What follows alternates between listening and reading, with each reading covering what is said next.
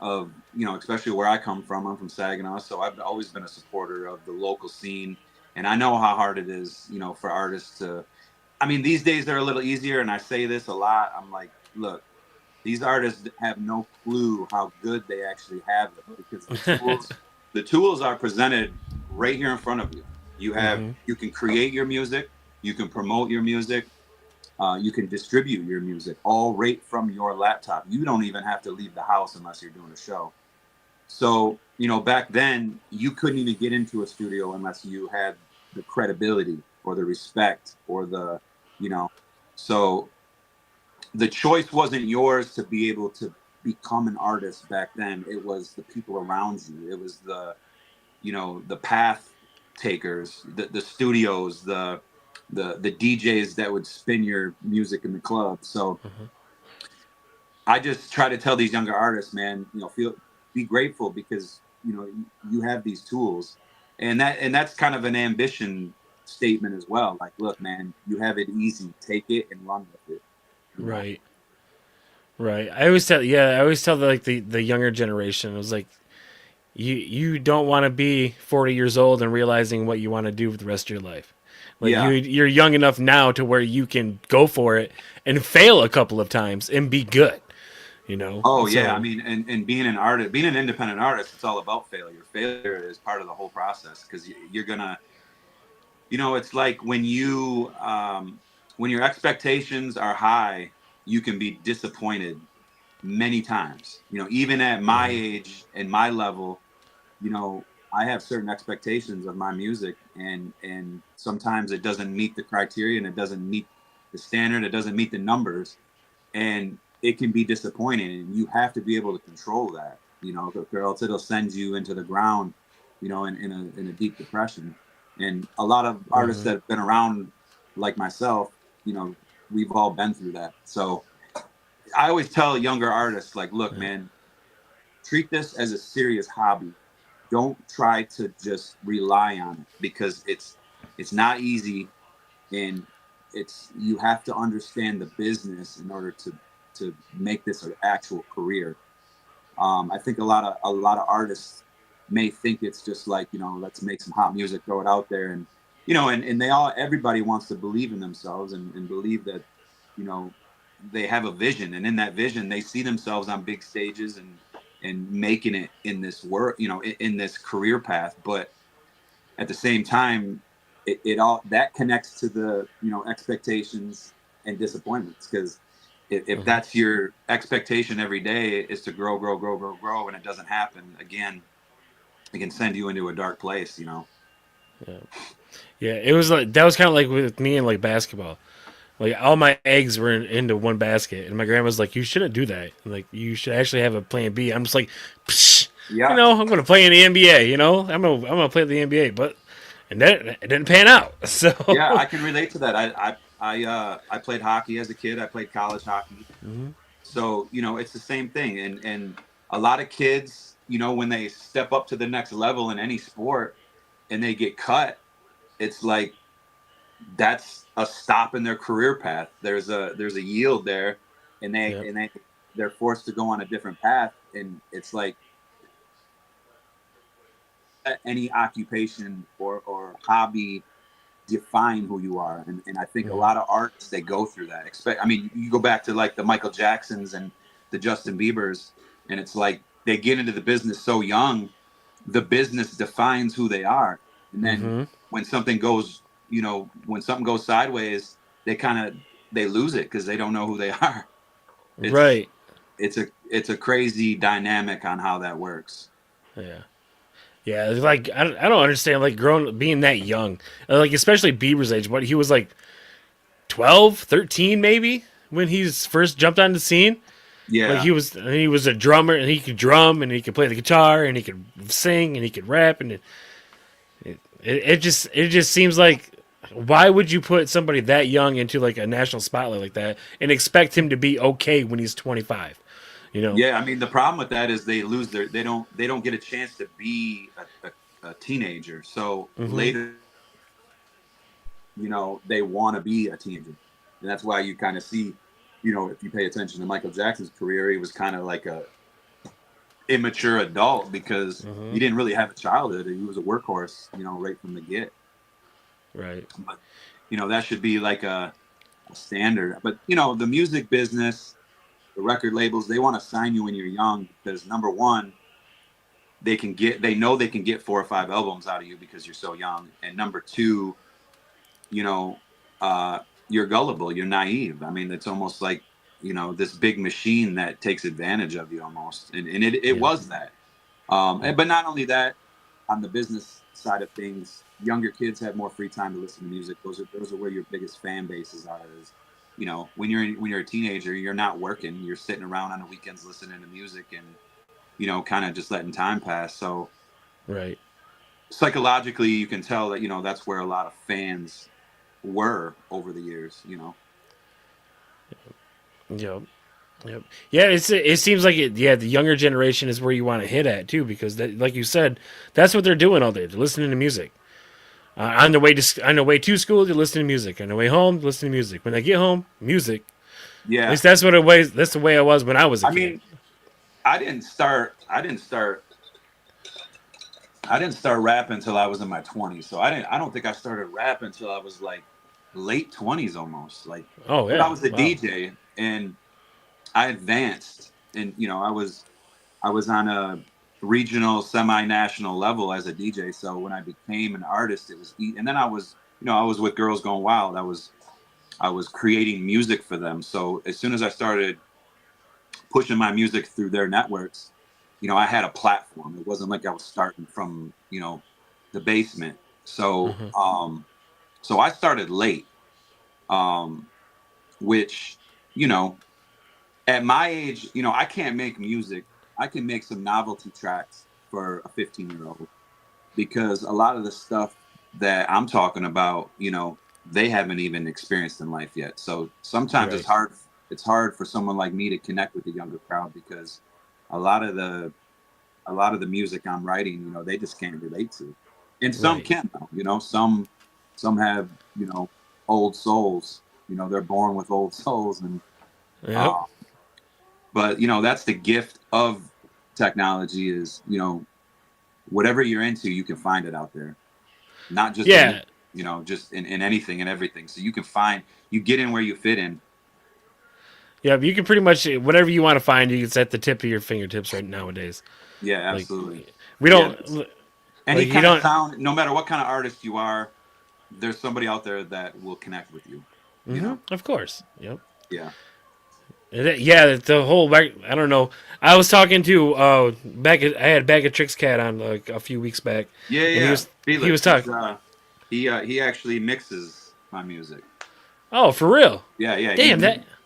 Yeah, he mixed. Shout out to Felix. He mixed Villain, and he mixed Jack. Both of these newer tracks. Yep. Oh wow, yeah, we're gonna get into those tracks later. But yeah, that guy seems to have his hand in everything. Like everybody I talk to, be like, yeah, Felix, he does this for me. Yeah, Felix did this. Yeah, I'm like, yeah. yeah, He's he's busy man. he made it connect. I mean, he's Whitney Payton. Shout out to Hmm. her. I mean, she's I call her. I mean, I call myself a tour rat because Uh-huh.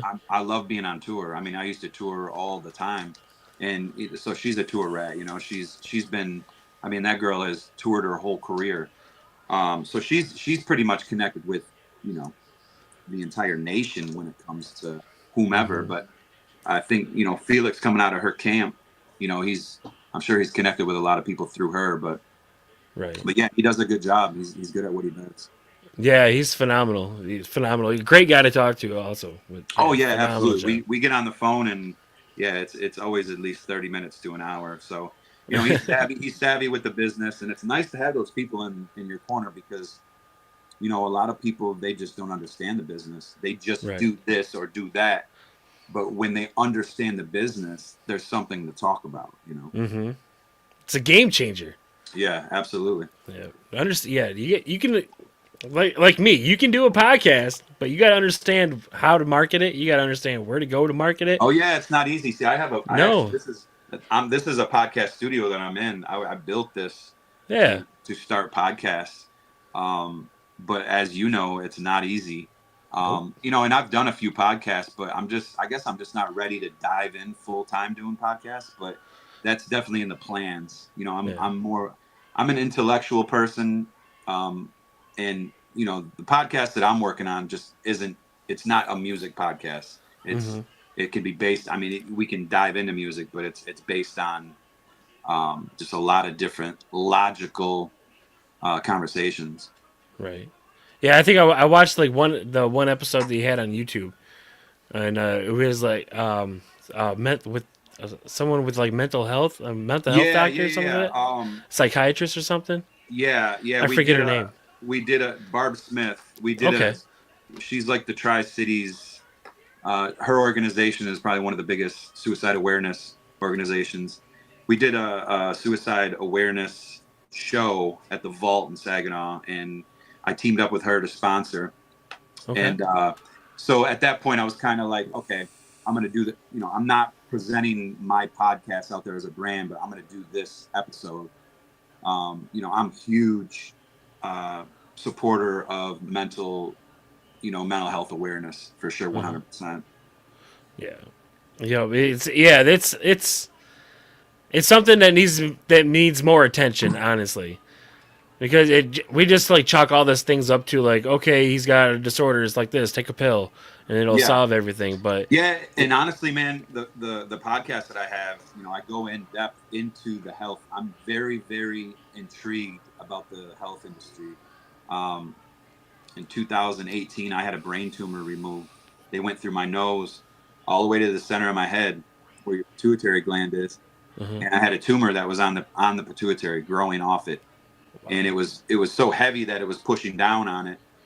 And I mean, so previous to that, I felt like I was dying. I was laying in bed for a year straight. You know, I didn't have energy, fatigue, low libido, um, all these symptoms of basically low testosterone, because the tumor was actually causing it.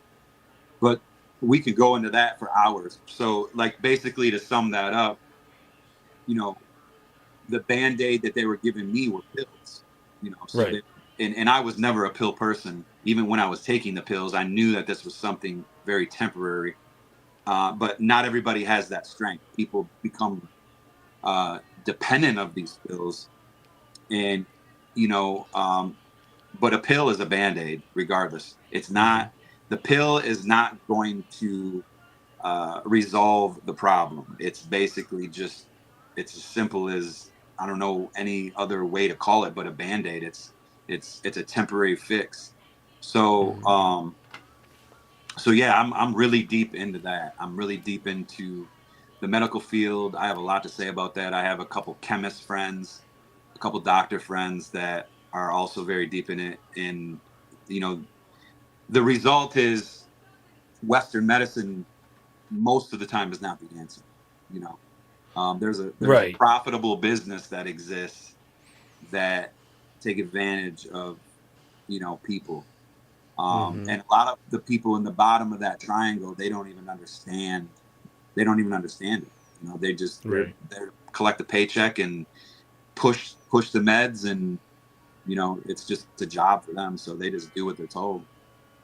Yep. They make more money off the cancer patient than they do actually solving the actually curing cancer itself. So Yeah, yeah, and and it's you know, sad. It's sad. It's a like lot that. of people, they don't grasp the logic in that because of the way that they're trained to think. Like, you have to, in today's world, you have to be able to drop everything you've ever learned and relearn everything in a logical manner. Like it has to make logical sense, not something, well, I was taught that when I was younger in my family, you know, they think that way, or my spouse thinks that way, or my father or my grandfather.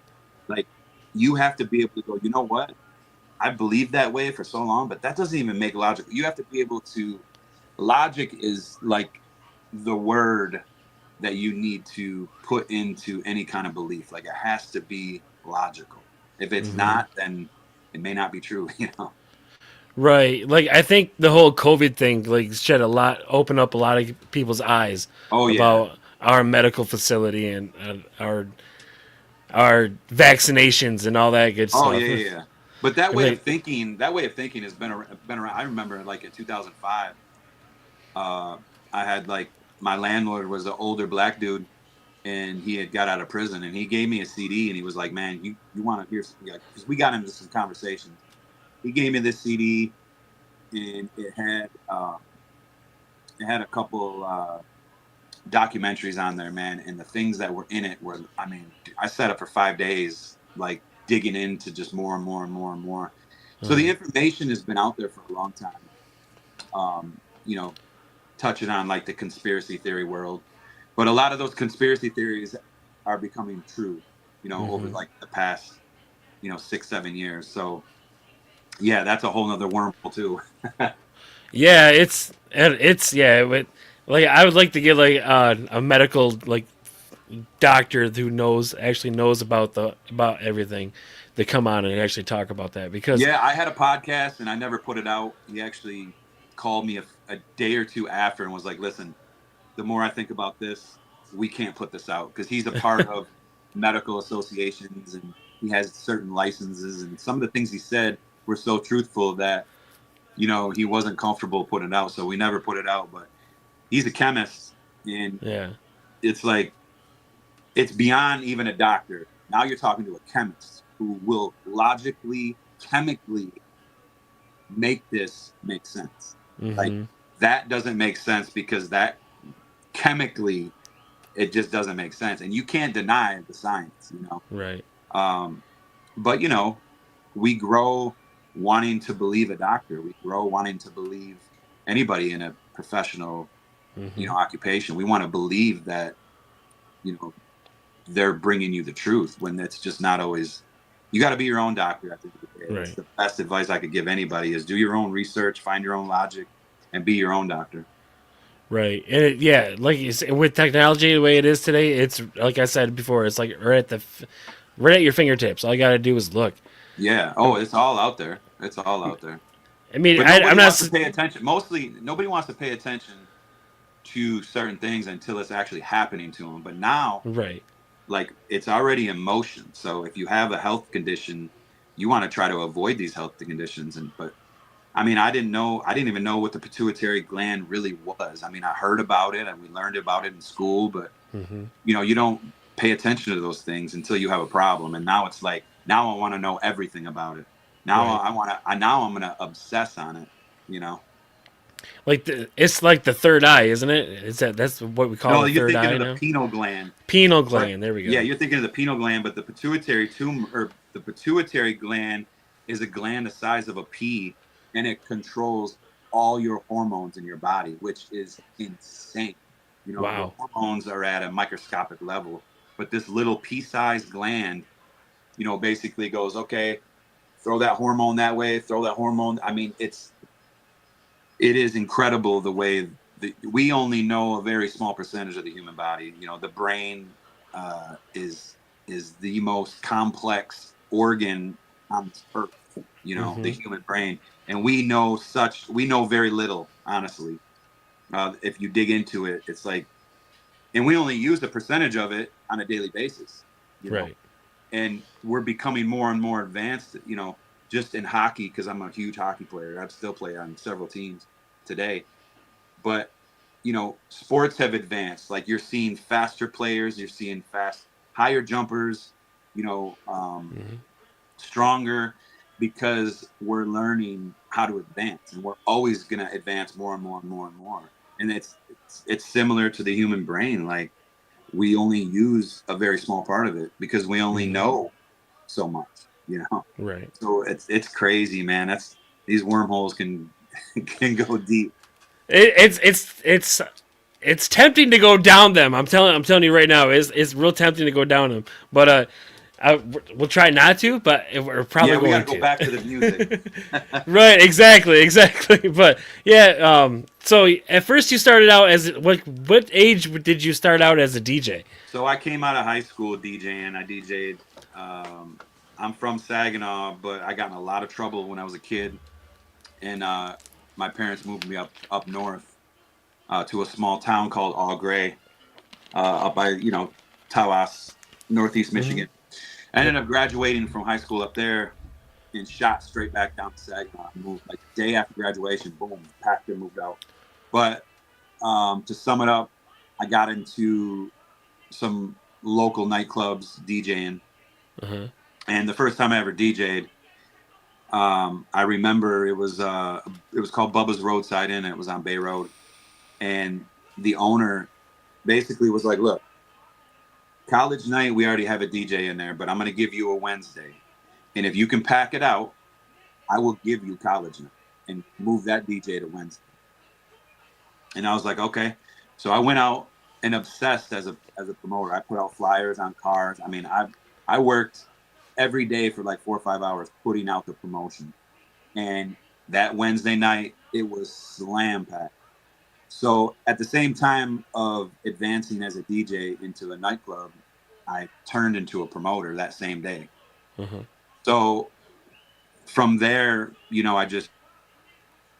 I advanced as a promoter, advanced as a DJ, and just, kept at it. I mean, I was in college at the time, so it was easy to network with, college kids. So I started off as a college DJ, but then I was also intrigued on rap music. I was always into hip hop music. And as soon as I connected with a few local artists, Stray, I was his DJ for 6 years, connected with First Degree, one of the biggest groups to ever come out of the mid-Michigan. Probably the biggest, I would say. Connected with them, connected with a lot of the local artists. And there was no other versions of me. There was no other DJs that were supporting me. I mean, you had, like a few DJs like on the radio, DJ Fresh, but there wasn't a whole lot of like street DJs, mixtape DJs, people that were making things happen, outside of the radio networks. So I became that guy. I even connected with Detroit. I was a part of, there was something called the Promoter magazine back then. It was distributed out of Detroit. I brought that up to Saginaw and Flint. So it was all about networking. Networking was always the key, no matter what I was doing, whether it was DJing or promoting or,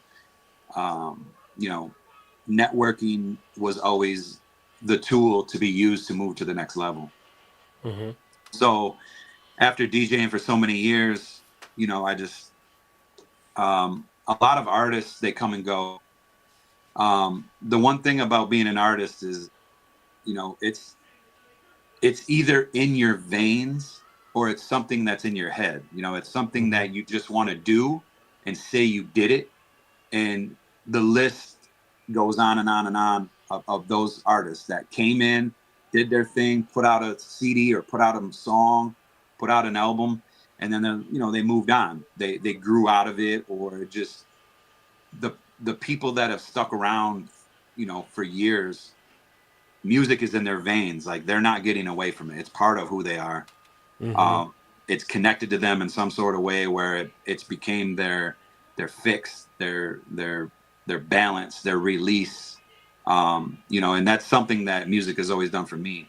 And even as an artist, I don't think I'll ever stop being an artist. I don't care. Age to me doesn't exist when it comes to artistry. Because if you think about it, as a songwriter, you're only going to get better because of experience, life experience. What does an 18-year-old know about life? Not a damn thing. So anything that they're writing, for the most part, is basically novelty. It's what are me and my generation into? What words are we saying? What phrases are hot right now? What's the lingo? What kind of beats are people listening to? Other than that, what can you really say about life when you're 18 years old? So all these people that are like, "Oh, you're too old to be doing this, and I can't believe you're still doing this. Give it up. Put the mic down." It's like, dude, it's just a bunch of haters who are stuck at 9-to-5 jobs, living a robotic life when I'm the same age and I'm still doing what I was doing in my 20s and loving it and making money, So the whole age thing, it's like people are stupid when they say that. That's how small-minded these people are. Because again, the more you think about it, the older you get, the more the better you are as a songwriter. Yeah, and you're But doing yeah, what you man. love too. Yeah, absolutely. It's a passion. It's a, Right. if you're a golfer and you were golfing when you're 18, you're still golfing, when you're 70. This is the same thing. I tell people this, because I came up as a DJ, then a solo rapper, and then I got into a band. Mm-hmm. We developed a band a decade ago. Well, it was 2014, 11 years ago. And the one thing that I realized about creating a band is it's number one, it's the hardest thing to do because you have, 4 to 5 other people that we all have to mesh and we all have to agree on one thing. We all have to agree enough Mm-hmm. to get on stage for 45 minutes and rock out together. But the one thing that I realized in the original music world is, this is not something you're not motivated by money. If we lose a band member and we have to replace them, that's the first thing I ask this new band member. I don't care how good they are. What is your motive? What are you here Mm-hmm. for? What do you? Because I don't play instruments, so I don't know what motivates an instrumentalist to join a band. But if it's about money, then they're the wrong person. I don't care how good they are, because Right. when you make original music, you're not. This isn't music that people know. So this is you're promoting an original product from the ground up. Cover bands, you're basically human jukeboxes in a sense. Whether it's a rendition, whether it's your own version of it, yes. Not Mm-hmm. discrediting any kind of cover band singer or player, but when you're making original music, this is your creation. No one's heard this before. So that's what people have to love. And I say it like this: like if me and 4 friends are gonna go, snow skiing, we're gonna book a room, a lodge, or whatever. We're gonna go get our skis tightened up or whatever you do at the ski sand. Mm-hmm. Uh, you're going to plan this trip. You're going to spend the money on gas. It's no different than that. Being in a band, it's like, look, this is another ski trip. So you're either in or you're out. Like, we're not getting paid to do it. We're actually paying. We have costs involved to get on Mm-hmm. stage because that's our high. That's the high that we're chasing. That 45 minutes to an hour on that stage is the reason why we drive and rent a room and carry all the equipment in and set up for the show. I mean, all the preparation process. We do it all for that time frame, for that 45 minutes. And there you, Mm-hmm. you can't experience anything like that. You know, it's like in high school, if you ran the ball down the football field, that feeling you had where everything went blank and you're just running, and then the feeling you get when you hit the goal line or score whatever sport, Mm-hmm. that's the only thing that I've ever felt like being on that stage. But It's like being on the stage is your own creation. Like it's there's more creative juices flowing when you're on the stage. right. It's like your own rendition of you. Like it's it's you turned up to 1,000 pretty much when you're on stage. Yeah, I mean And as a rapper, because I'm writing my music. No one else is writing my music. I'm writing my own music. So this is this is who I am. Like mm-hmm. and when it comes to artists, like you could be the greatest rapper in the world. That doesn't mean that I'm gonna be your fan. Like I may respect you because you have talent, but you might be born with that talent. Like some people can they're phenomenal writers. Some people have writer's block to the fullest. To me, it's about how well is the true you connected to your music. Like, are you who you say you are? Because anybody, especially these days, you got YouTube, you got all these places where people can emulate artists. Like, hmm, if I'm decide today I want to be a rapper, who am I going to rap like? Right. So to me, I don't care if you're a good rapper. That don't mean that's only a percentage of me being a fan. I want to know who you are as a person. I want to know who you are as a character. Are you who you really say you are? Are you who are you in your and I'm not saying everybody thinks like that, but that's how I got into music. How I Mm-hmm. became an artist, I didn't decide one day that I wanted to be a rapper. Like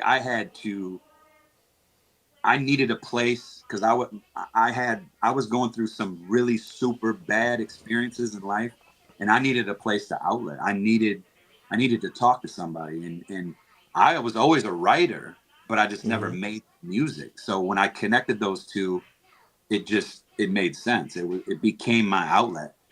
So, and a lot of other rappers, they wanted to be a rapper. Like they were obsessed with being a rapper, and I've never experienced that. Yeah. To me, I pulled out the music that was the realest to me. I pulled out writings that were actual real life experiences. So that's the connection where I really made with being an artist, uh, being exactly who I was in real life. And so, with that being said, all the artists that I connect to, that's exactly what they are. Who they are on the record is who they are in person. Mm-hmm. And that's where I give respect. Right, right. Yep. Yeah, I always go back when people say about like how rappers like put on like a show. Like I always go back to Tupac, and I'm like, don't get me wrong, I love Tupac. I grew up on him. He's a lyrical genius. But you got to understand that Tupac wasn't Tupac until he played Bishop on Juice. And then once he played Bishop Yeah. on Juice, he never left that character. Right. Like that's who he became like in the hip Yeah. hop world. And don't get me wrong, like I'll give anybody respect for if you can create a fan base, you're doing something, Mm-hmm. I listened to ICP as a kid, real gimmicky, but those dudes, they've been around the world for 25 years, Right. or longer. So it's not like they're not living a crazy lifestyle. Are they killing people? No. But Right. so there's a line between gimmicky music and real life music. Mm-hmm. But look at the Dayton family. They kind of blew up in the whole Juggalo market at a certain Yep. point. But everything they're saying on the record was real life. Like that was Dayton Ave. That was Flint, Michigan. Like that. Yep. Everything they were spitting was going on in the early '90s. So artists like that, Royce the 5'9", a lot of the Detroit artists, that were spitting in the '90s. So, and I always refer to the '90s because life was way crazier than it is now. Way Yes. crazier. And what people don't realize is how I know that is because it's in numbers. Go look at the crime Yep. rates. Go look at the murder rates. Go look at any kind of number. And the only reason it seems like it's worse now is because we're all connected with technology. And when Mm-hmm. somebody farts sideways, everybody knows about it the next Yep. day. So, when something happens, it's just everybody knows that all at one time versus back in the '90s, you had to read about it in the newspaper or hear it on a record. I mean, Mm-hmm. some incidents you didn't even know what happened until you heard it in the music. Like that's crazy. Right. It's true. Yeah, like back in the '90s, we didn't know who were pedophiles or not, like in your neighborhood. Like Right. we had like I lived in the same spot for 17 years, and there was a pedophile living not even a mile away from me, and we didn't Yeah. know it. It was the Right. '90s. We didn't know it. But nowadays they're just like, oh, geez, so watch out for that guy. And, now you got to go door to door and all that Well, glitch, and all that good shit. it's the same with just crime in general, murders. I mean, look at all Mm-hmm. you watch all these, forensic files and whatnot, and they couldn't solve a murder. They couldn't. People got away with so much crime. Mm-hmm. But obviously with technology, it's like if you got a little fiber on you now, they can detect it. So technology is a double-sided sword, man. I'm not the biggest fan of where it's taken society because Right. I'm a '90s kid, so I get home from school, I'm going outside, I'm running around the fields playing sports. Like we didn't have no Mm-hmm. phones in our hand. Not to say that I would be the same kid these kids are now if I had a phone in my hand, Right. but it was like when I graduated high school, Wikipedia was the only thing that was hot online. Like that was it. You had AOL Messenger, Wikipedia, Yahoo Messenger. Yep. So I'm grateful that I got to experience that kind of childhood where it was real. Like it was outside every day. You were never Yeah. stuck on any kind of devices. Yeah, we weren't allowed. Like on my last episode, we were talking about this. Like we weren't allowed inside. Like when we got home from school, you dropped your bags off. If you had homework, you did it, and then when you were done, you got your ass outside and you stayed out Yeah. there until it got dark. Yeah. And that's the way it was. And we Yeah, were but we didn't want it. We didn't want to be inside though. Like no, we were wandering the had to go. woods. You had to actually be face to face to communicate with people too. Yep. But at the end of the day, like I get it. I don't.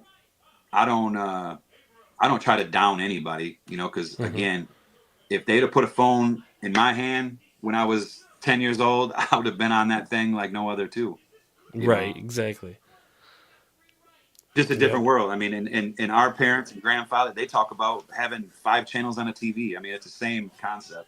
It's just it's evolution. Yep. I was I was the antenna. That was I was raised by my grandparents, so we had like the analog TV where you had to switch it. Yeah. So if the channel wouldn't come in, my grandfather used to say, "Hey Dan, grab that antenna." So I grabbed the end of the antenna, and then the channel would come in, and I'd have to sit here for a good half hour until this episode was over and hold this antenna. Yeah. So we do that now with Wi-Fi. yeah, Wi-Fi is like that now. These kids their hearts skip a beat when the Wi-Fi goes out.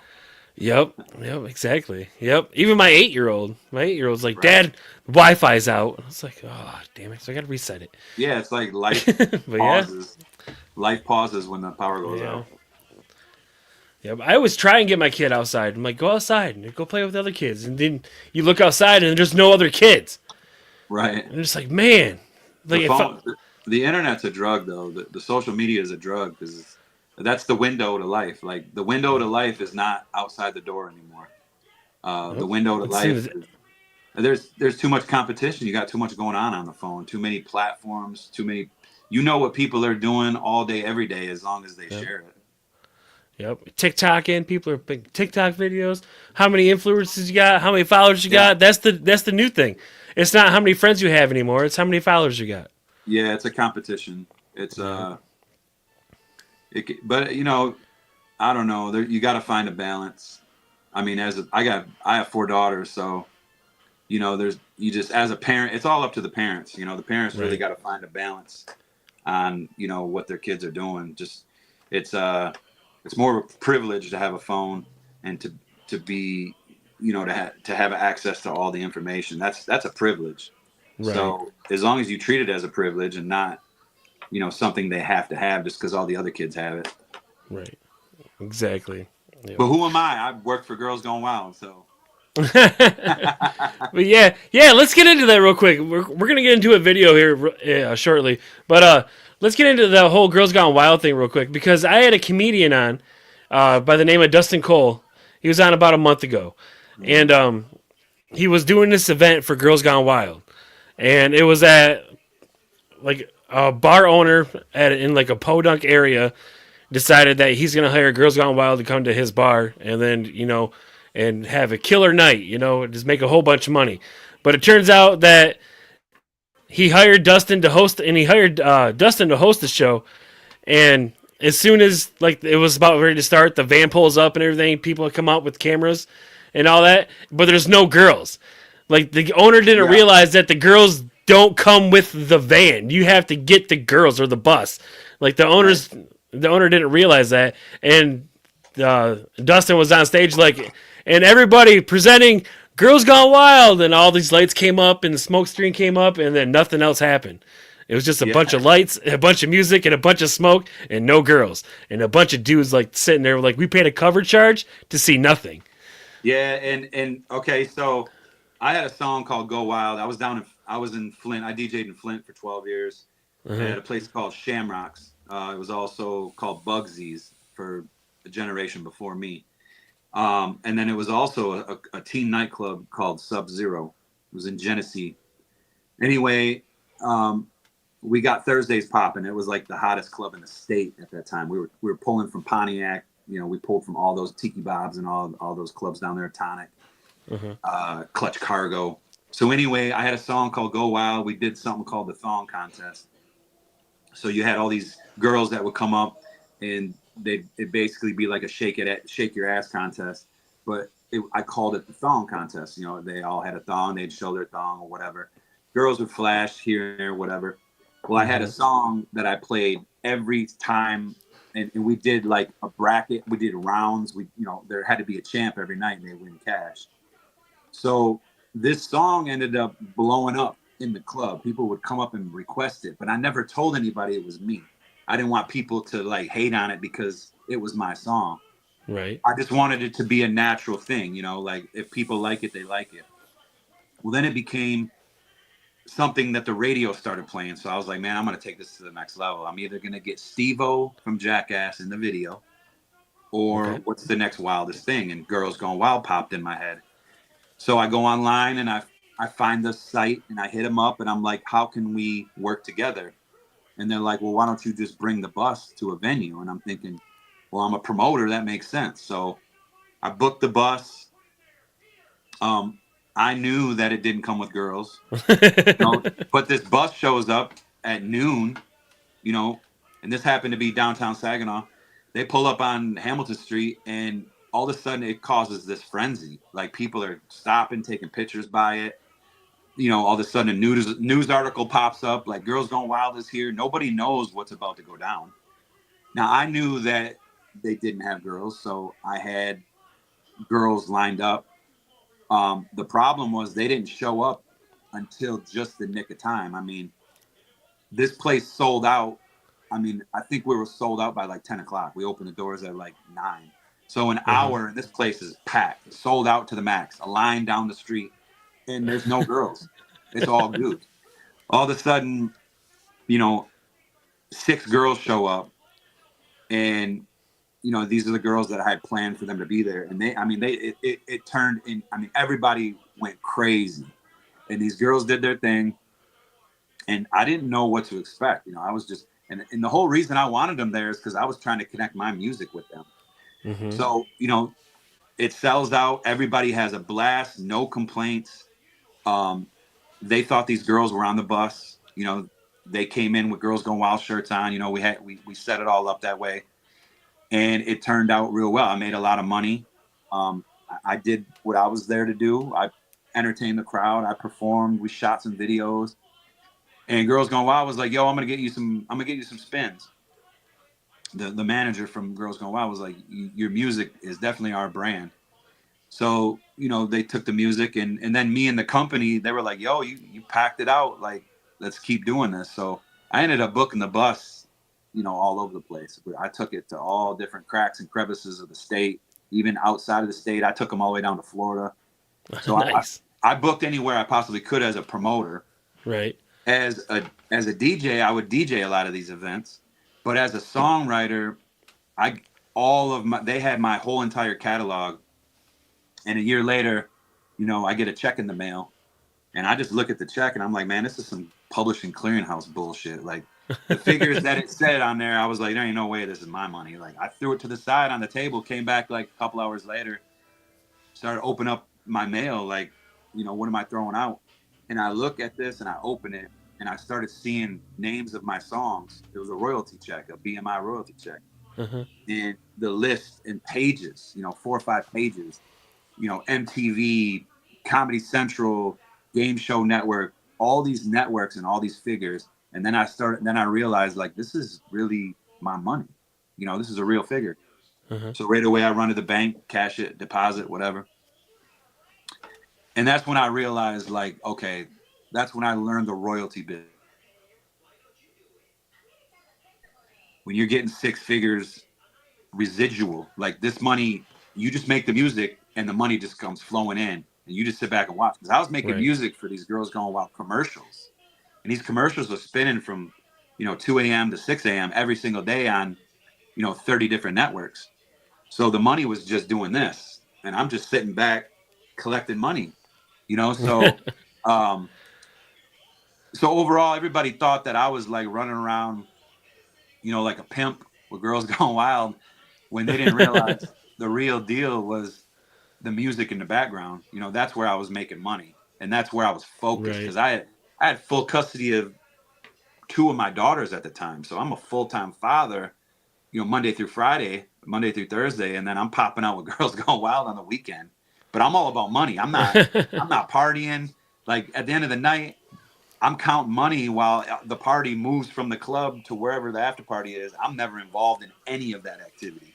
But it's Right. easy for people to go, man, that dude is flying around partying, like living it up, like rock star lifestyle. When I was so focused on the money, I didn't even experience any of the rock star shit. I didn't want to. I had no interest. I was all about the Right. money. Right. Yeah. Like everyone's going up to the after party, and you're just in your hotel room going ching ching ching ching ching Not, ching bro. I ching wasn't ching. even at the hotel yet. I was in the back. I was back with the owner or the manager counting money because Oh no shit. a lot of these shows, I was bringing the show, so I'm counting the door money. I'm getting a percentage of the till. I'm doing business with Girls Going Wild. I got to pay them or whatever it is. Mm-hmm. So there was a lot of other stuff going on. Girls were going on the bus and doing their thing with the brand, but I had nothing to do. I wasn't a part of the brand. I was working with the brand. I was Right. the guy that was making, you know, the event pop off and providing entertainment. Shout out to Jason Jewell, illusionist. You should actually have him on a podcast. I manage him. He was part of every show I did. I had the b-boys from Flint, breakdancers, so it was like Mm-hmm. a bar circus almost. Like, so I focused on entertaining people at the actual show itself, at the same time branding my music, and making sure everybody had a good time. Mm-hmm. Girls Going Wild, they were doing their thing, which everybody knows what they do. Right. So it was two businesses working together for the most part. But Mm-hmm. it was a good thing for me because I had people from prison getting out of prison like, yo man, I was listening to your music. I was telling everybody that I knew you. They didn't believe me. So I was like, they were like, man, you're on this rock star shit. So musically, I went nationwide. Mm-hmm. Songs were being played nationally. I was part of a national brand. So That's. Oh, I sorry. Go lived ahead. off that. I kind of fed off that, and then that's when I was like, I have a brand here. The business part of being an artist is right here in front of me in my lap. So that's when I started writing music on my own. But yeah, that's actually like genius. Like to just to promote your brand that way. Like obviously you were a promoter beforehand, so you already knew like how to throw like a kick ass party and get all this attention on it, and then you just threw your music behind it. So this kick ass party is promoting this guy's music, and everyone's hearing it. So it's like a genius plan to make a little bit of money and promote your music and get seen at the same Yeah, it time. was it was definitely I was motivated by money. I was motivated by, look, being independent. I didn't have a label controlling what I was doing. I was making the money and I was making 100% of the money. Uh huh. So independently, I felt the freedom that an independent artist feels. And honestly, from that point, I never wanted to be signed ever. I've turned deals down. I've been in New York several times, 30 Hmm. stories high, and walking out. And I was even a part of a group called INC where the deal was sitting on the table. We had investors with us. We walk in and nobody could tell me where the money was going. Like, okay, my investors are going to put this down. Y'all are going to match it. The label or whoever is going to match it. Hmm. But nobody could tell me where the money was going. Like, what are we spending this money on? I want a detailed script, Hmm. and they couldn't provide that. And I was like, this is just a loan. I got to pay these investors. An investment is something you have to pay back for the Right. most part. There's got to be some type of return, but I need documentation and to know where this money's going, and they couldn't provide it. So again, going back to the record label conversation, record labels are almost designed. There's a lot of, I call them record label sharks. There's in between the middlemen, the guy that hooked up this meeting, with Atlantic. We walk in and right off the top, he's probably getting, you know, 15% of the final number. Hmm. He's getting a cut, and I already know that. But how much are you getting? Where Right. where you have to make this make sense to me financially, not just throwing a chain on me and giving me an advance and throwing me in a nice car. Like, I don't care about none of that. I want to know. This is all about longevity to me. Mm-hmm. So again, being an independent artist, which is the gift of living in today's age in the music business, is you can become an independent artist right from your laptop. Because when you sign deals, you're in the moment. You're thinking Mm-hmm. about all the great things. You're thinking about the money and the car and the jewelry and the girls and the fame, and there's so much of that overpowering the reality, because the reality is now you're a slave. Mm-hmm. Now you are an employee of them. And because all that other shit, all that novelty shit, that goes out the door when it comes about an everyday life and your lifestyle and your well-being, which you need money to be healthy. You got to buy healthy food. You know, healthy food, obviously everybody knows it's the most expensive food. Oh yeah. Yep. So, but I see how when you're in your early 20s and your teens, you can get taken advantage of. And then parents are just sitting back like, little Jimmy's gonna be, they're living through him. Like they're like, Right. he's gonna be famous, and that's gonna make me famous. I'm his parent. So Right. even as parents, man, back in the day, they just let their kids just they if they Sign your could life become, away. yeah, sign their life away, become famous. Yep. Yeah. It was like I think it was like it was Hobson I was listening to, and Yeah, he has a track and he was talking about um how Jerry Heller, like he was still like in business with Ruthless Records, and he's just like, you're our promoter, you're our accountant, uh, you're my manager, and he's like, something's fishy, like something's going on here, you know. And yeah. it just amazed me, like I didn't know Ruthless was even a thing still until actually I heard his music, and I was like, they were still ripping off artists even long after NWA, with the whole thing with NWA. And I was like, holy crap! I'm like, these guys have been in business screwing artists like left and right for a good 20 years now. Yeah, they're no different from the And just medical field. They're no different from any other. I mean, corporations are designed to profit. In mm-hmm, if there's no profit, I mean, I get it. You have to stay in business, and if people are willing to do it for 1%, 2%, 5%, whatever that small percentage is, they're. I mean, these are business people. Their whole objective is profit. So right, if people will do it, of course it's going to become a thing. Of course it's going to become a corporation, and that's what's changing over like the past decade. Is corporations are starting to die out. There's more independence coming around because they're getting smarter, and there's mm-hmm, more tools for business people. There's more tools for musicians. There's the internet. You got all these social media platforms. Spotify's the new radio station. Apple yep, Music's the new radio station. yep, So it's interesting because as a musician, you have to evolve. If I started off making a flyer, posting on telephone poles, and doing shows, trying to get the radio to even say my name, let alone play my song, I'm coming from that all the way to what it is now. mm-hmm, And as an artist, you have to evolve. You have to learn all these things. You have to learn the platforms. You have to learn the algorithms. So artists, most artists, they just want to create music, and every hit song, there's a business behind it.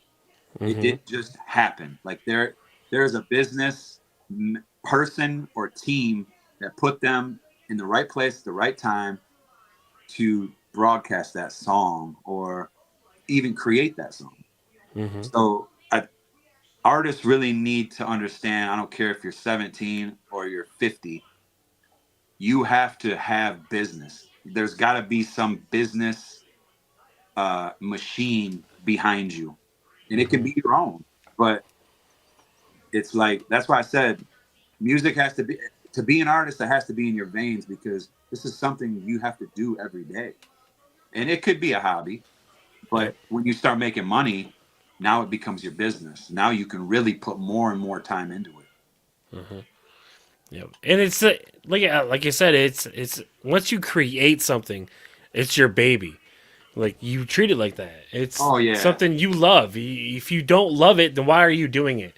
You know, like if you don't love to podcast or make music, if you don't like to make music, then go get yeah, a 9 to 5 yeah. and be one of those I've never people worked. that I worked a 9 to 5 in college, and I think I worked like 3 jobs, yeah. 9 to 5. I've never worked a 9 to 5 past, you know, 21, or I think it was maybe. 18, 19, 20, 21, maybe 3, 4 years. I worked Mm-hmm. a couple 9 to 5s, and they were never 9 to 5s. They were like nightlife, whether I was a server at a restaurant or so 9 to 5. I've never really worked a 9 to 5. And then I got custody of my kids, my 2 daughters in '05.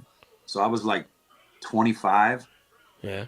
And ever since then, I just learned to be a weekend warrior and make as much money as I can on Friday and Saturday. I've worked my entire life on Friday and Saturday. So yeah, and that's the one thing though. I don't ever promote that because Mm-hmm. I don't want somebody that works 9 to 5 to be like their life isn't complete because they need to graduate from working 9 to 5 to just being working 2 days a week. Like Right. that worked for me, and that works for me now. So I don't really promote like fuck a 9 to 5. You know what I mean? I I Right. I I think I said that in a song before, but this is just me. This is for Mm-hmm. me. Fuck a 9 to 5 in my world. I'll never work a 9 to 5 ever again. But in Right. reality, I work all day every day. So Right. I'm not showing up and clocking in for nobody ever again. I mean, but Right. you got to work to you have to be awarded that position. That's a Mm-hmm. privilege. You got to work to that level to be able to not have to clock in for somebody else. Right. So, but some people like 9 to 5. They like that everyday thing. Wake up, go Mm-hmm. to work every day. Some people need it. It's their separation. It's their balance. So Right. get in where you fit in. Yep. Not me. I'm aiming to get out of my 9 to 5. Fuck all that. Mhm. Like I do this all day. I do my podcast pretty much all day every day, and I do my 9 to 5 as like a side gig. That's pretty much my side gig is my nine Right. to five. So Yeah. yep. But yeah, let's Yeah. get into. Oh, go ahead. And I'm all about Oh, residual. If you can, I think everybody has 2 or 3 jobs these days. That's just the way it yep. is. But I like the residual income. I like money that's coming in that I know it's coming in. The royalty checks are phenomenal. The monetize best thing you can do as an artist. Find a Mm-hmm. way. They're called music supervisors. They're the people that place music in movies, television shows. Um, find music supervisors and get your music to them. It's that simple. Mm-hmm. So, but again, 95% of, I'd say 98% of artists in Michigan even know what a music supervisor is. So, you know, residual income is king. You Mm-hmm. can't. But what were you gonna say? Get into what? We're just gonna get into this villain video real quick. Oh yeah, yeah. Yeah. So there's not a. We never shot a video yet.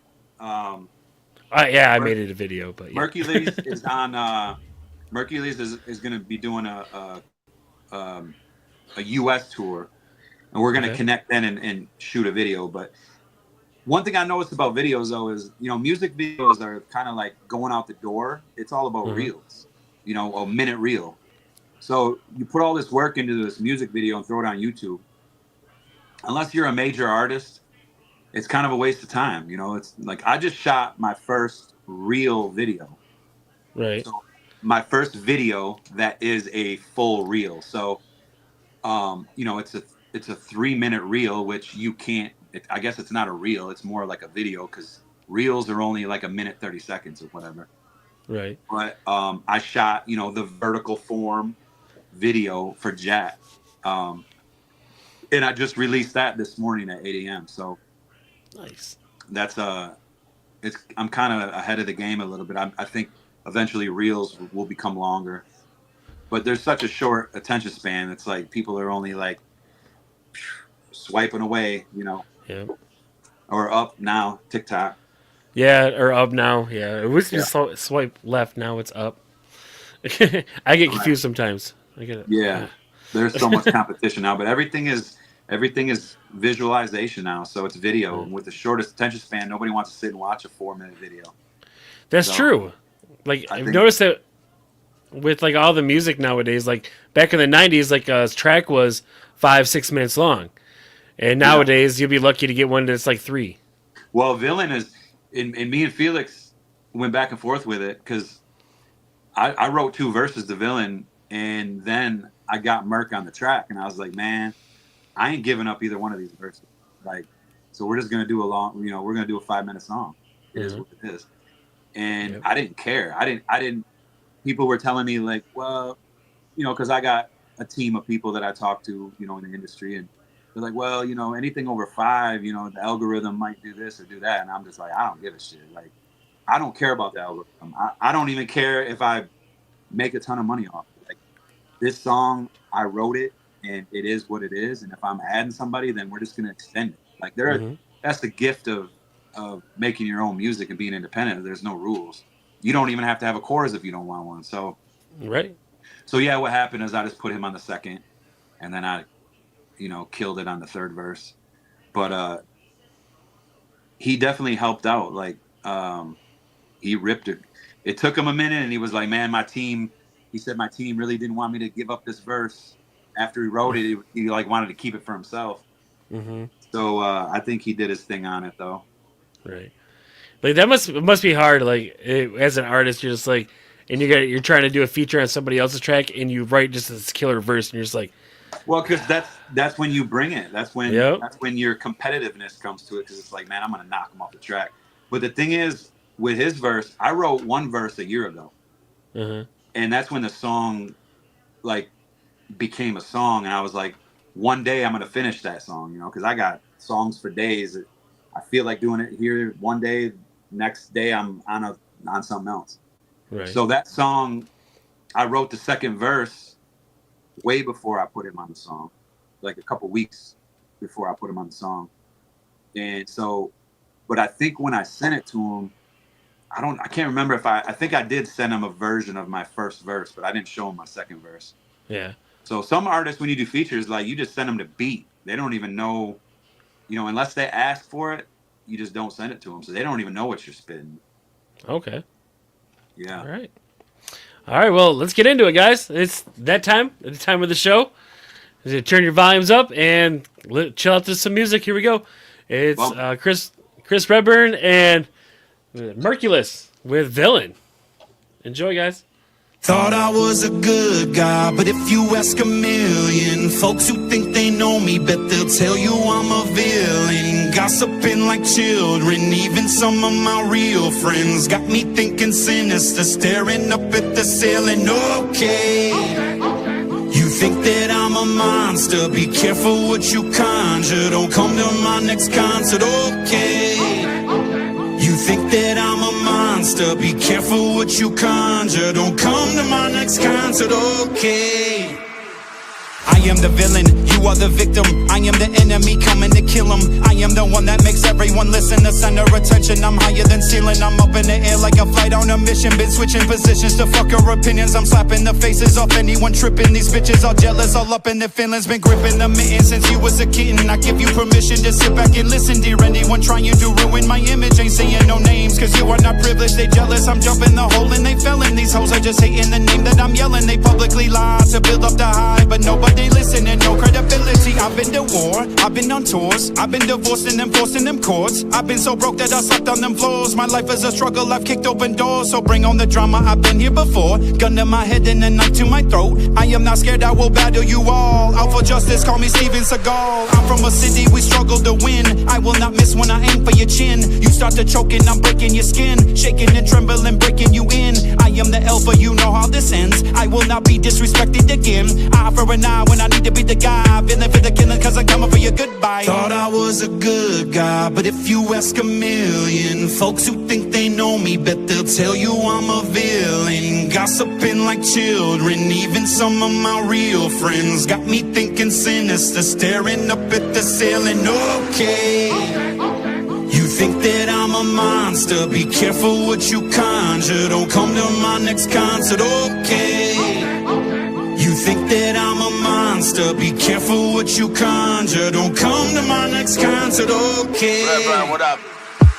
All these people that I thought I could trust, awkward as fuck, lit from the fog, got drunk, caught in a rut, hot box, all windows up. I don't know if I should listen to my heart or my gut. Swear to God that this fame shit's a prison. I remain independent, not a slave for the business. Never change, I'm the realest, but he made me a killer. Anxious, am I get putting on my pain and my lyrics? You can paint me the villain, I'm a honor, all of that with success. That shit's a flex, I won't ever rap for the net. If you fishing for compliments, you get wrapped in a net, stabbed in the neck. I don't know no rappers, respect, nah.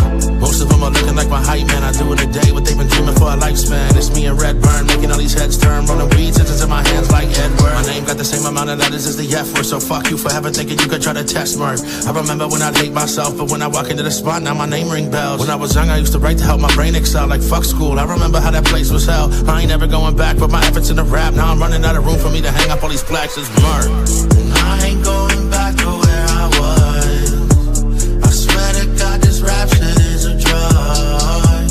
Now fuck 'em all, don't have to show you love. Now watch me pull the skeletons of rappers out this mud. Thought I was a good guy, but if you ask a million folks who think they know me, bet they'll tell you I'm a villain. Gossiping like children, even some of my real friends got me thinking sinister, staring up at the ceiling. Okay, you think that I'm a monster, be careful what you conjure, don't come to my next concert. Okay, you think that I'm a monster, be careful what you conjure, don't come to my next concert. Okay, I am the villain, you are the victim. Hannibal Lecter, I silence your feelings. I am the one that will bring you the vengeance. I spit on your grave, fish hook in your eyelids. I am the wolf in this world of these sheeple. You are a spoof, I can see through the people. Birds of a feather together like seagulls. I am original, you are a sequel. You twist the truth, I tell it straight. You hate to lose, I am first place. You rather fit in with millions of minions who opinion opinions, bandwagon the hate.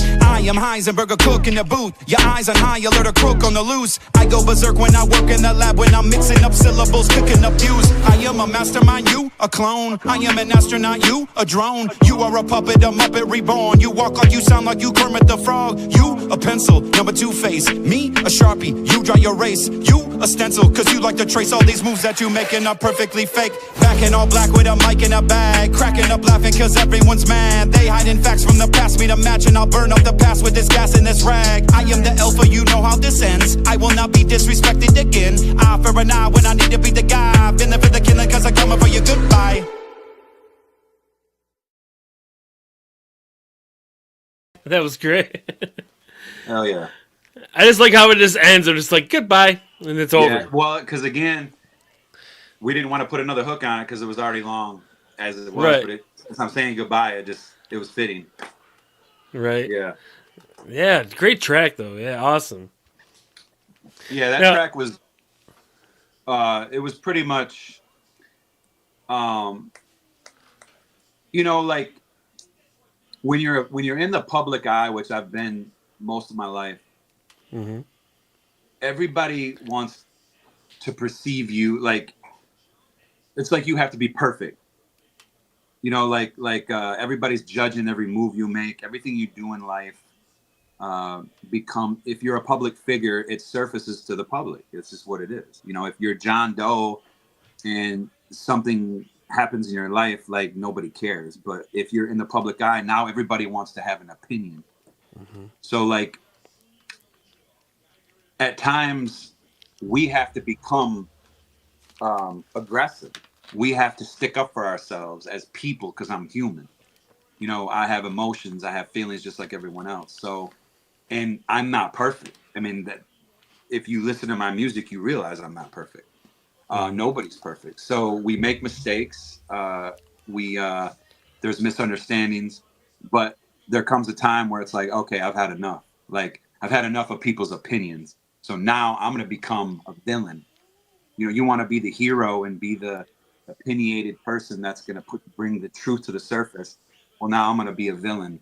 So it was kind of like my version of answering to the public of, any type of, public scrutiny that I've had in the past decade or whatever, for whatever reason. Mhm. So, and I don't like to just, I'm not the type of dude to get on Facebook and just start defending myself on every opinion.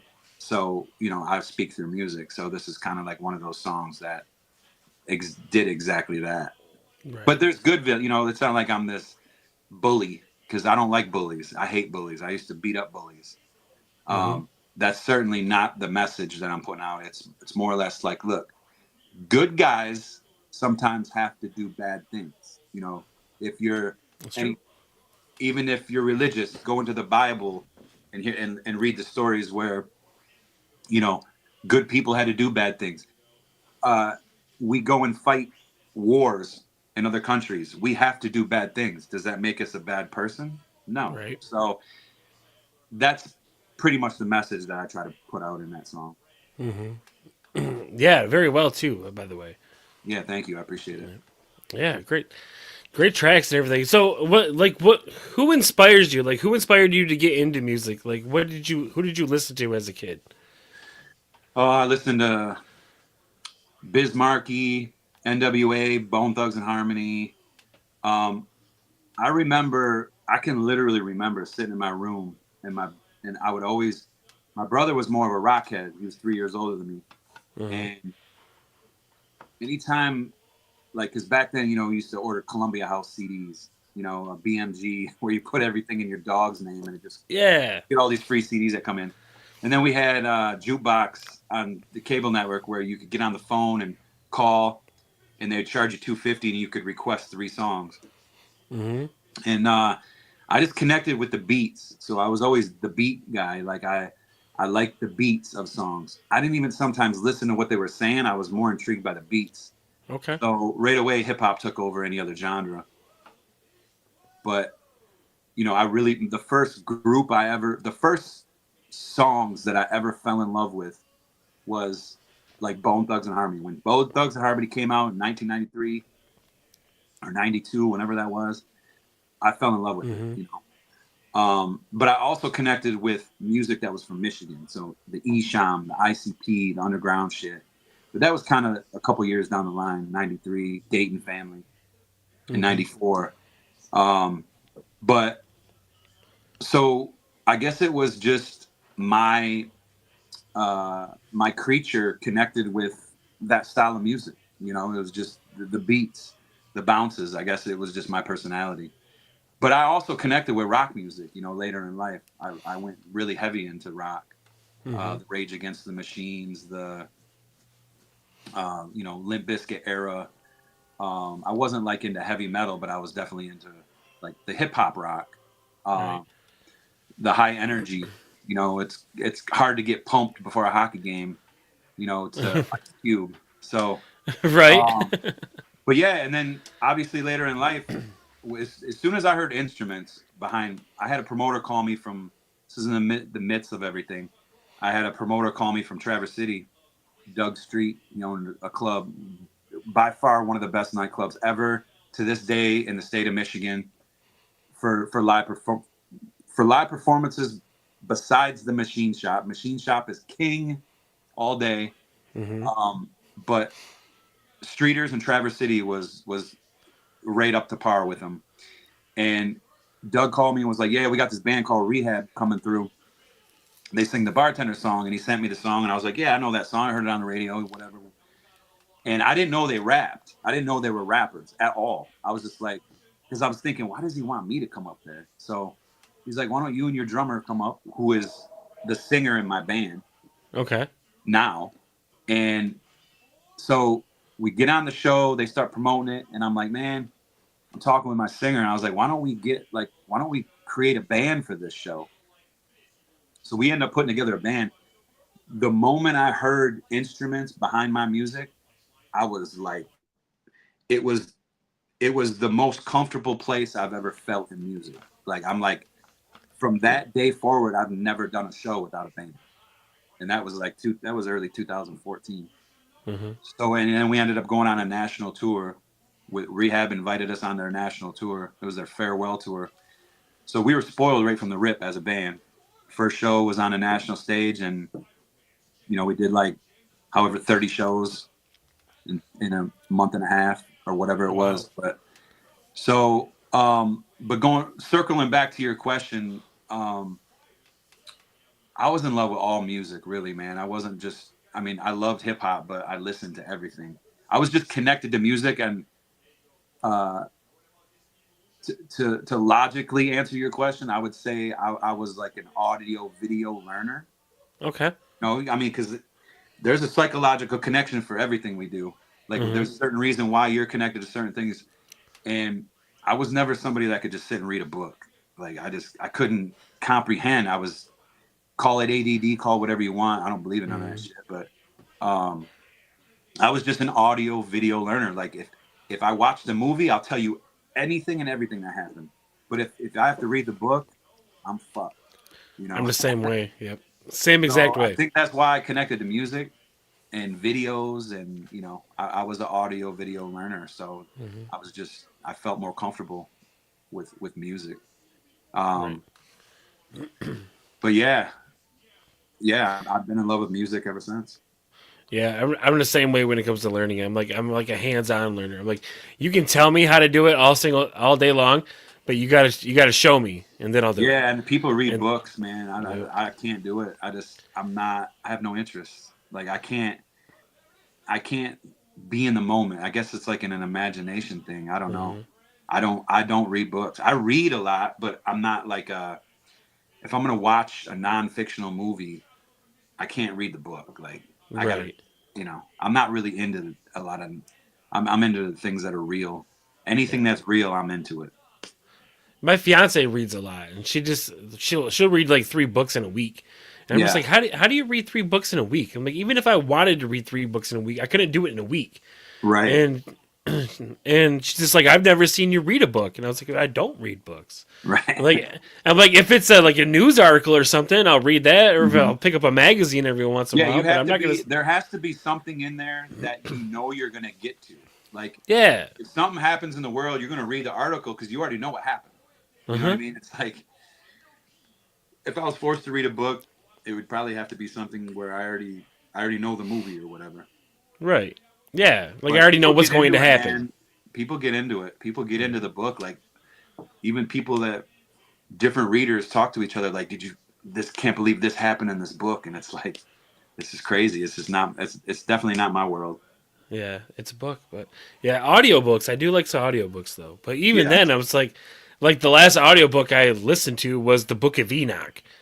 But so Well, I mean, it's attention span too. Like yeah. podcasts, Yep. it's hard. It's Yeah, hard to Joe sit and Rogan. watch the Yep. whole podcast. But if you're on the road for 6 hours, pop on a 3 hour podcast and roll out.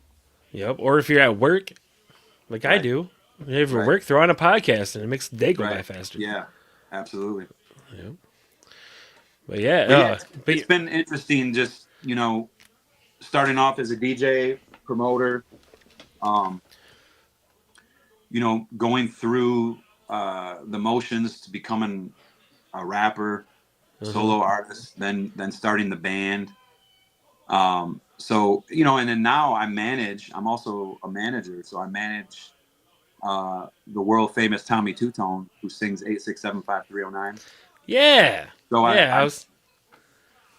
I connected with him as a promoter and booking agent. I connected with him just doing some shows, and he was like, he came here, and instead of him getting a hotel, he was like, I'll just stay with you.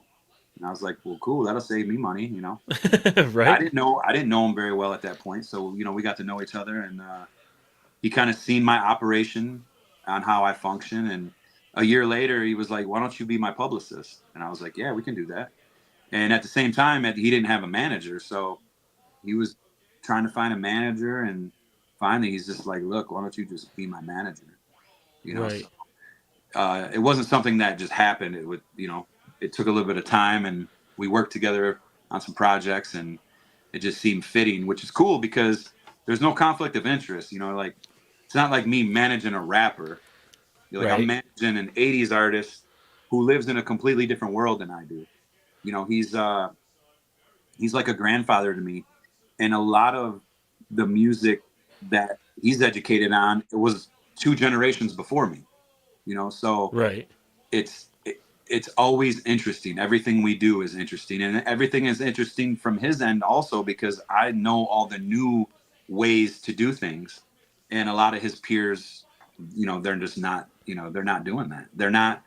That's when I had the conversation earlier about being an artist and having your business together, evolving with technology. A lot of these 80s artists, they're just thriving off what's already out there, the residuals. Right. So they don't know how to function in today's world because there's just they didn't grow up, to technology and social media and all these different digital platforms.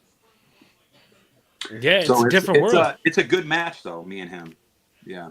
That's awesome. Yeah, I was actually talking to a stray like not too about probably a couple months ago about getting Yeah, Tommy Two Tone on the show, and I was just like, yeah, we could line that'd be that kind up. of dope. Yeah, we could definitely line that up. Yeah, that'd be dope for real. I'd be like, hell Yeah, yeah. I could probably send a few artists to you. We got a bunch of shows coming up. I haven't did a show. So the last show we did was with Crazy Town, Okay. um, who Seth Benzer actually ended up ODing last Ooh, year, yeah. Mm-hmm. and it's crazy, man, because we were about to go on a national tour, an American tour. We had it all booked. Everything was ready to go. It was supposed to set off Devil's Night was going to be the first Okay. show in Michigan. And it was crazy because me and him, we connected last year. I did a couple shows with him. And actually, no, that wasn't the last show I did. So I was actually at a show in Bay City, PD Pablo and Chingy and Okay. Redburn. And I'm in my RV and I get a phone call from Seth. And at this point, we're already connected. And he was actually, we had like a good 40-minute conversation, and he was talking about my music and his music, and we need to connect somehow. And he was basically asking me to join Crazy Town in his own words, Right. because he was basically like, look, man, you should come on tour with me. Like you can do your songs and you hype me. Like basically he was asking me without asking me. Mm-hmm. And I was just like, yeah, man, we might be able to make something like that happen. Like, let's see if, in my mind, I'm like, let's see if we can tour together first. Cause you have a past of drug addiction. So and I've already gone through a lot with my own band in those fields. So Mm-hmm. the whole plan was to go on tour and then, but I really connected with him, man. Cause I think, a lot of the shit that I went through in life, I made it through it without being an addict. And he just didn't. Right. Anyway, long story short, he starts talking about, I got to get going. I got to go get my stuff. I got to go save my storage building because I got all my billboard plaques and da da da da all this shit in there, and I'm about to lose it. And I was like, well, we're getting ready to go on a tour where I'm actually handling all the money, like $100,000 probably. So if you need a couple racks, let me know. I'll send you some money, like whatever. Mm-hmm. It was like, man, if you could send me like $600, that'd be cool. And I sent him $600. I Venmo'd some girl that he was with. 2 days later, dead. Wow. Yeah, he probably got high off the money I had sent him. But I don't feel bad about anything, nothing like that. I'm just saying it's just crazy to think that, man, I sent him money, he got high off it. And because he actually called me this was a Friday. He called me Saturday night, but I was DJing. Mm-hmm. And I couldn't get to the call. I got the next morning news. It was all over the news. I was like, you gotta be, I could not believe it. It's just one of the craziest things, man. Right. So long story short, the last show that I did was that P.D. Pablo show last summer. So circling back, we got a bunch of shows coming up. Mm-hmm. We got a show with Tantric, the rock band Tantric, Thursday, April 24th in Freeland at the Freeland Walleye Fest. And Yeah. we got 2 more shows with Tantric the next weekend, the 3rd and the 4th in Lapeer and then Tawas. And then what do we got? We got Bone Thugs and Harmony in May up in Lunnington. Mm-hmm. I'm doing a show with Ying Yang Twins, Franchise Boys, and Twista in August down in Paw Paw, Michigan, which is south of Kalamazoo. Yep. And then we just booked Thursday, July 3rd with Saliva and Sponge. That's for like the Bay City Fireworks Festival. So we got a bunch of shows coming up, but I'll connect with some of these guys and see if they want to jump on a podcast with you. Oh, that would be so sweet, dude. But yeah, we can line up. That'd We be can awesome. we can line up a Tommy Two Tone one soon here. Yeah, for sure, for sure. Yeah, I really want to get him on there. Like I was raised by my grandparents, so a lot of like the 80s music, like my uncles and my dad and my aunts, they're more like my brothers and sisters, like Yeah. the way I grew up. So I grew up a lot on the 80s music, like 8675309, which is Jenny, which is I just actually figured that out. Like the title of the song is called Jenny. Yeah, So I was just like, oh, okay.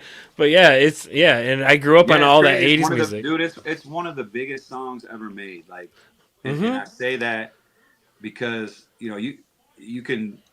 I remember we had him here, and we were in the Bavarian Inn in Frankenmuth because we were shooting a video in Frankenmuth, and our server was like 20 years old, and I was like, I'm gonna prove this. I said, do you know who Tommy Two Tone is? She said, no. I said, hey, do you remember the song 8675309? She's like, yeah. So I was like, That's him. so not everybody knows who he is, but they know the song. Yeah, it's like the most famous phone number in the world. Yeah. Yep. So the song is, it's definitely it's definitely not a novelty. Like it's timeless. That song's Yes. been around, and that's what's cool about it. That's the kind of music I like to make. Timeless music that's gonna stay and stick, hit you in the chest. Although I guess that is kind of a novelty song, but it's just one of those, from the windows to the wall. That Right. song is always gonna be hot. Yep. There's just certain songs that are just gonna be timeless. They're gonna last forever. Baby Got Back. Uh-huh. Like every time I hear that windows to the wall, that skeet skeet skeet, I think Yeah. of that Dave Chappelle stand up Oh where he's yeah, yeah. like, you know what's so dope about skeet? His white people don't know what it means yet. Right, right. It's like you can't say skeet on the radio. Right. But yeah, yep. Yeah, that song with that's timeless too. Yeah. But yeah, wow. But yeah, you pretty much started from the bottom of the music industry and you just worked your way right up, and Yeah. it's Yeah, amazing. Like I've toured with Ying Yang Twins, Petey Pablo. I've met a lot of people. I just been in the right places at the right time. Russell Simmons. I've my whole wall is just full of these pictures, and I finally put them up like a year ago because I'm just thinking, man, some of these pictures I look at and I just forget it even happened. You know, right. and they're everywhere, man. It's like the whole wall is, Oh wow. and it's a lot of good times. You know what I mean? Mm-hmm. Like, and I don't put them up for other people because this isn't a public studio. I put Right. them up for me, because this is my workplace. So I just like to look at them like, man, look where I came. Look where I was and look where I came. So it's kind of like just looking back at the road almost.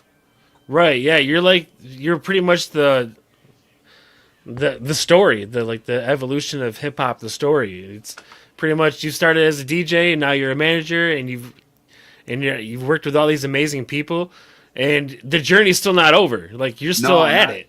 Like not even close.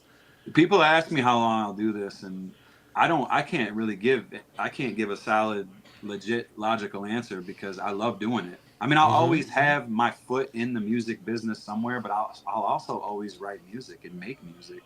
And that's the gift about being independent is, you're doing your own distribution. So, I mean, you could go on TikTok, Facebook, YouTube Shorts, whatever. You're finding old people rapping. You're finding old Mm-hmm. people making music. Gray heads making music. Everlast is getting ready to come out with an album.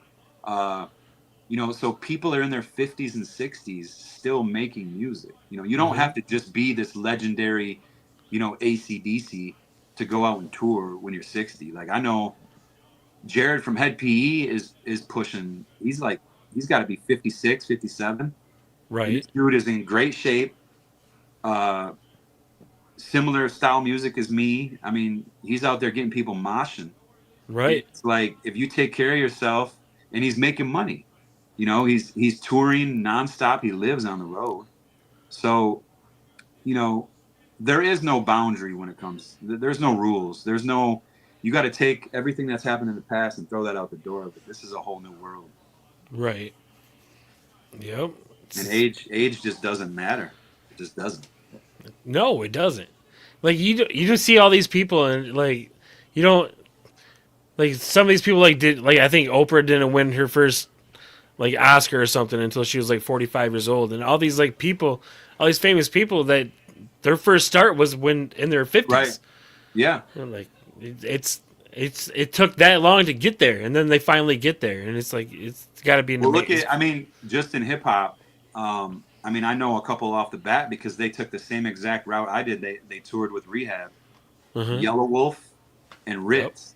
They both toured with Rehab, and that's why I was so excited. Once I learned the history of Rehab, I learned like, man, this is Ritz toured with these cats. Right. Yellow Wolf started with these cats, and they're both pushing my age. So I was like, this is the route, But they were independent forever, and then just one day it happens. But I mean, I've made enough money in the industry where I feel like I've completed my existence as far as financially. Like, I don't have to make a lot of money anymore. Like, I'm comfortable where I'm at. As long as I can I have my own studio. I don't need anybody for anything. I do my own videos, edits, graphics. Like, I do it all. So, Right. When you get to that point where you don't need anybody, that's where freedom lives. Yep. And we're all striving to get there too. Yeah, it's like it started from the bottom. Now we're here. It's literally you. Exactly. Yep. It's literally you. Yeah, but I mean, it took a long time. It's some people, they could travel my path, in 3 years, and some do. It's just for me, I had a lot of roadblocks. I was supposed to move to LA a long time ago and couldn't because I had full cut. But one thing I always tell people is fatherhood is always going to be. My health is number one. My health is number one. Number two is fatherhood, and number three is music. Used to live number one, and I have to admit that because it was like an addiction. But it'll never be number one ever again. I stopped that when I went through all the brain issues and health conditions. Right. That's when I realized like music came number one. And I don't think anybody should make music number one. Any artist. Your health is everything because when you don't have health, you don't have any of it. Exactly. It's all gone. None of it matters. Right. Gotta take care of you first. Yeah. Your body's the temple. You gotta take care of it. But I've lived in the times where I'd wake up and roll over into a laptop and live and breathe music. And it wasn't that long ago. So I get it. And it will happen to a lot of people. And a lot of people go through it. But, you got to get there to understand it and know what it is. Right. It could be music can be an addiction, man. Like you get on that mic and it's an addiction. It's just like anything else. It can be. Yeah, it's the same way with comedy too. The addiction is the laugh. Right. Once you get that laugh, you get hooked to it. And once you get hooked to it, like you can't let it go. Like some people just can't let it go. Yeah. I mean, it can be a good thing. I mean, they say people get lost in their music, but to me, it's just about being real. Like I said before, you can be the greatest singer or greatest rapper or whatever. Obviously, singing's a little different. I should say you can be the biggest singer in the studio, but I want to hear your natural voice versus if you're a rapper and you're rapping about whatever the content is you're rapping about and it doesn't match who you are as a person or what you've been through. Like, are you just out here? Are you a big storyteller? Are you Vanilla Ice? Yep.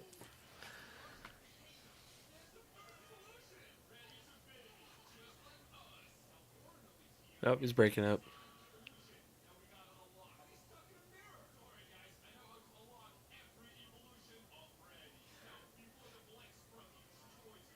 Oh, did he hit this audio? I don't know.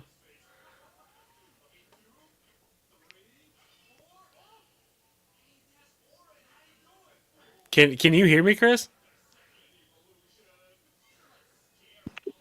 Oh, there you go.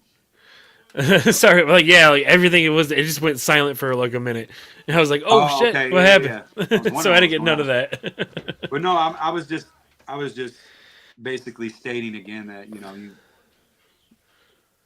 an artist doesn't feel complete until they're 100% who they are in real life on the record. Because you're gonna build two personalities. You're you're gonna ego trip on, a different persona. But I have the gift to see that, I have that gift to look and analyze right through you as a person. Like, is this who you are on the Right. record? Is this who you really are? Did you go through that? Did you live that lifestyle? Were you a gang banging drug dealer? Did you own a pistol? Did you tote a pistol? You know what I mean? Like, um, but that's hip hop. Hip hop can be real metaphoric, Yep. and people can tell stories. Um, Yeah.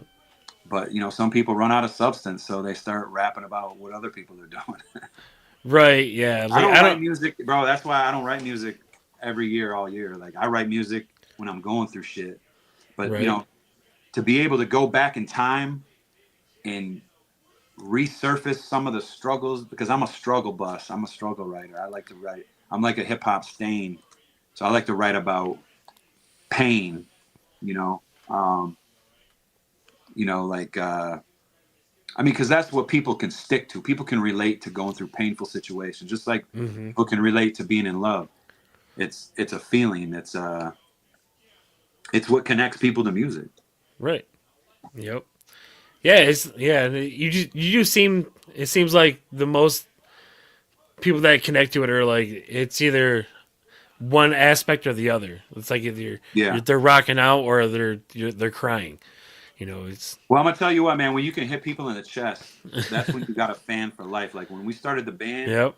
because I had to, when I first started the band, I had to go back in the catalog and grab anything that had guitars in it, and it Uh just huh. so happened all the songs that had guitars in it were like my real personal, real life situation songs, and that became the brand.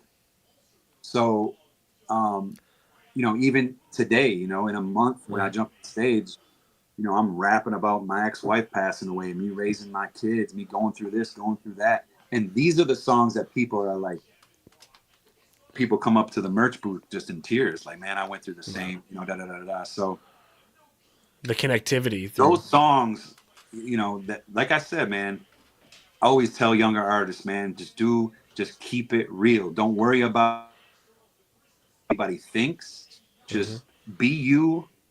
And people are going to respect that more than anything you say on a track. They're going to Right. respect the fact that you're being true to who you are on the record. Right. Yep. Yeah, because there's always somebody out there going through the same stuff you are, and it's probably not the exact Absolutely. same You're never situation. alone. I don't care what it is. Yeah, but there's always Well, I someone mean, out there. you're never alone. I mean, crazy shit happens, and it's not about the fact that it happened to you. Uh-huh. It's how are you going to move forward through it? Hmm. How are you going to react to it? Are you going to let it define you, or are you going to, and that's why I love music, because anything I go through, I can go right into the studio and write a song about it, and it's just there's something about it that's healing, and a Right. part of the healing process is connecting with other people that have been through it. Knowing you're not the only one. Hmm. Other people get through it too. That's what's so dope about rehab. Like I don't want to say I've never been to rehab, but this what I have people that tell me about that. That's what's so dope about rehab is that you go in there and you're thinking I have a problem. It's all about me. It's me, and then you look around and you go, shit, it's no longer me. It's we. Right. We all have a Well, and that's problem. the problem when people are going through, and I can't speak on addiction because I've never been addicted to any kind of drug. Right. Um, but I do know that, you know, uh, they, any addict, everything becomes about them, especially when Hmm. they're going through the withdrawal, the time period of sobering up. Everything becomes about them, which it is, but at the same time there's other people that have gone through this. Like, I'm not going to treat you a certain way because you think you're the only one that's gone through it. Like, other people go through it, Wow. but Yep. I don't, I will never speak on addiction though, because I can't relate to it, and I Right. know that's probably one of the toughest things for a human being to go through is beating addiction, Hmm. especially when it comes to like the hardcore drugs, the heroin, the crack, that kind of thing. My ex-wife Right. passed away from, I don't know what exactly she was doing, but she had hepatitis at the end, and she drank herself right to the grave. Like her liver Wow. failed, her kidneys failed. So alcohol had a big part of it. But, if she had hepatitis, she had needles in her. So she was into heroin and I'm sure everything in between. So Oh wow. I can't relate to it, but my household has been affected by it. So Right. my kids have been affected by it. So I can relate to it, with the damage it does, but I can't relate. I've never experienced it. So I Right. can't speak on it like that. Right. Yeah. I like same as you. Is like I've never. I don't call my. I had problems with alcohol. I didn't have to go to rehab or nothing. I just kind of quit. Like one day Yeah. I just kind of looked at myself and said, "What the fuck am I doing?" And then I Right. stopped. And Yeah. then and so like I never had to go to rehab or nothing like that. But Yeah. I just being around other people, that actually, like I've had friends that went through rehab and went through the 12-step process and everything like that, and they tell me all these grueling stories about it, but they always tell me like how good, like they had to go through all this just to be themselves again, and they would, and Well, their recovery that's the stories thing are is amazing. when someone's addicted to drugs, they're gone, like they're Hmm. buried. Their soul is so far gone. The drugs have taken over, and that's Right. the hard part. Is because you don't ever want to give up on somebody because if they can find themselves again, there's hope there. But a lot of the times, man, it's like when they're so far gone, they would have to be forced to be sober. That's why I said the best thing that can ever happen to an addict is to commit Hmm. a crime, Go because to jail. Go to jail. jail's Yep. going to sober you up. You're not. I mean, don't get me wrong. You go to prison, you can get some drugs up in there, but True. um, it's I don't know, man. But again, I can't speak on an addict. I can only just try to understand I know, you know, how to help an addict in Uh certain huh. aspects. Like obviously, we got to keep you sober somehow, Right. some way. But they only know what they're going through, man. That's a tough subject there. Yeah, that's a tough road to cross, but yeah, Yeah. let's get into this Jack real quick. So the new single popped out on Friday, correct? Yeah. All right, Yep. and it's Yep. So called. it's called Jack. So the whole thing about this track is, um, I didn't know what I was gonna actually call the song. I was writing the verses, Uh huh. and I came across, I was basically writing about my patience, because as we get older, you kind of lose patience. But not only the age, it's also just I've been hearing this shit all the time, just hearing the same shit over and over and over again. Like I don't have patience for that. I don't have tolerance for that anymore. You know what I mean? Like, so that's kind of how the track. But it's kind of a braggadocious type track, Okay. uh, talking about Mike Tyson and some current events, and dissing some people that would probably never understand who I'm talking about, but it's all in there. It's all in there. All right, all right. But yeah, unfortunately, we are running short on time, sir. I do want to thank you for taking time out of your day to come and chop it up with me. Yeah, Bit, absolutely, man. I always support people that are doing these kinds of things, man. I appreciate your ambition to put these kinds of podcasts together, though. oh, I appreciate But that. yeah, Yeah, anything I can do to help you out, man, I'll certainly do that. awesome. Yeah, I greatly appreciate it. And like, yeah, that's what I do. I like to make connections with people, and this is a great way to do it. Yeah, And again, thank you for coming on. If there's anything you want to promote, we are going to play the Jack track at the end of the show, if that's okay with you. yeah, absolutely. Okay. All right. Cool. Cool. But yeah, if there's anything to promote, anything to promote, or anybody to shout out, now's the time to do it, sir. Oh man, there's too many people to shout out. I mean, everybody I've connected with in my career, they know who they are. Um, yeah, man, I'm not gonna shout anybody out because I don't want to miss anybody. But everybody that's in my corner and everybody that's been, on my squad since day one, they all know who they are. All right. All right. Yeah. So we are gonna play Jack on the to end the show. So we're gonna leave you guys with that. But first, next week on Saturday, back to our usual time, at 9 p.m. Eastern time, we have Droopy Marines coming in. and he's gonna come promote his new album, and we're gonna chop it up a little bit. Always a good time when he comes in. So we're gonna be doing that, and with that, we leave you with this track, Jack. So enjoy, everybody, and we'll see you next week. Peace. Thank you, man. I appreciate it.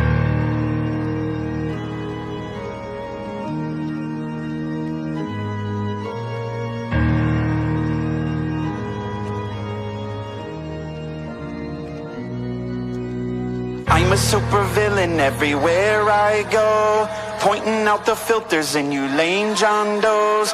Fake it till you make it, emulating every show. Spit it how you live it, cookie cutter, strike a pose. Put my cape on, back to make a statement. Turn me up so they can hear me rap until my face numb. I've lost all patience, call me Jack Kevorkian. And if I'm losing you, I'll pull you back like Scorpion. I am Mike Tyson, pay me and I'll fight nice. Netflix put their camera on my ass that you can kiss twice. I'm the nice guy, everybody likes my. Wait a minute, I can read them lips, they hate inside eye. All this jealousy, she envious but friendly. Her skin is shedding steady, slithered through my feather sheets. She's full of lust, narcissistic from genetic seeds. Her mother's touch, well that apple don't fall from the tree. They can't compete with me, I'm secretly lyrically ill. Come from a shadow, I dismantle every beat I kill. Misunderstood the type of villain I am real. Now write the check that look like Cheerios, let's sign a deal. Put my cape on, back to make a statement. Turn me up so they can hear me rap until my face numb. I've lost all patience, call me Jack Kevorkian. And if I'm losing you, I'll pull you back like Scorpion. Put my cape on, back to make a statement. Turn me up so they can hear me rap until my face numb. I've lost all patience, call me Jack Kevorkian. And if I'm losing you, I'll pull you back like Scorpion. Now put your paint on, back to altercations. All you clowns are frowning cause I'm back from my vacation. My reputation, they tried that defamation. They can't attack me cause I turned off my location. Now where these rappers at? I'm hungry for some beef. Step into this ring so I can beat you, separate your teeth.